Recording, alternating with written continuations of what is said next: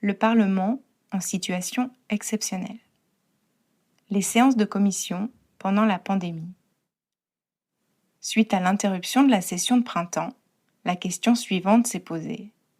Comment siéger quand on ne peut pas se réunir physiquement?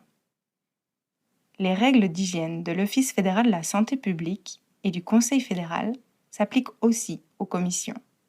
Leurs membres doivent donc maintenir entre eux un écart d'au moins 2 mètres. Dans ces conditions, les locaux du Palais du Parlement ne sont pas adaptés à toutes les commissions. Dans ce podcast, nous vous expliquons comment les commissions siègent pendant la situation exceptionnelle que nous vivons actuellement. La plupart des salles de séance du Palais du Parlement sont trop petites. Selon les calculs effectués, en incluant les collaborateurs et les invités aux auditions, les commissions ne peuvent actuellement siéger que dans la plus grande salle de séance du Palais du Parlement et dans la salle du Conseil national. Les petites commissions siègent donc dans la salle du Conseil national, alors que les grandes commissions se réunissent pour l'instant à l'hôtel Bellevue, juste à côté du Palais fédéral.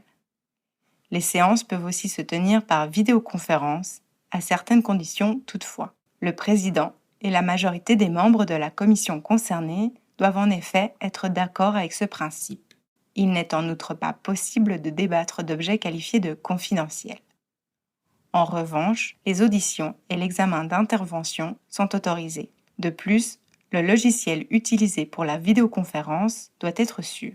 Le Parlement peut recourir à sa propre infrastructure qui garantit la sécurité nécessaire. Au mois d'avril, pour la première fois dans l'histoire du Parlement fédéral, 2 commissions ont tenu leur séance par vidéoconférence. La délégation administrative, le bureau du Conseil national et le bureau du Conseil des États ont tous autorisé cette première pour le travail des commissions. Lors de ces vidéoconférences, les députés ont discuté et se sont informés des dernières nouveautés. Aucun document confidentiel n'a été traité. Dans cette première phase, il a fallu en outre renoncer aussi bien au vote qu'à l'examen de projets de loi.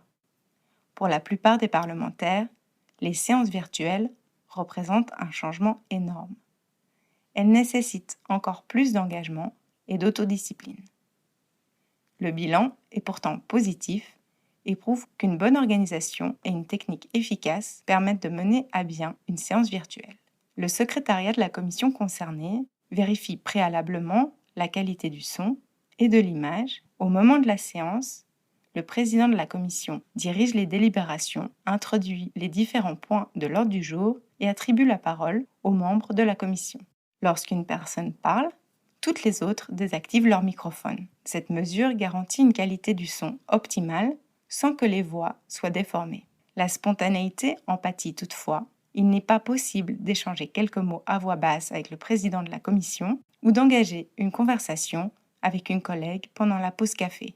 Il est donc aussi plus difficile de trouver des compromis. La plupart des parlementaires ont d'ailleurs affirmé préférer les séances de commission classiques aux séances virtuelles. Pour autant, les vidéoconférences sont maintenant beaucoup mieux tolérées. Ainsi, les commissions sont armées pour le futur. En cas de situation d'urgence, elles pourront opter pour des séances virtuelles et le Parlement restera opérationnel.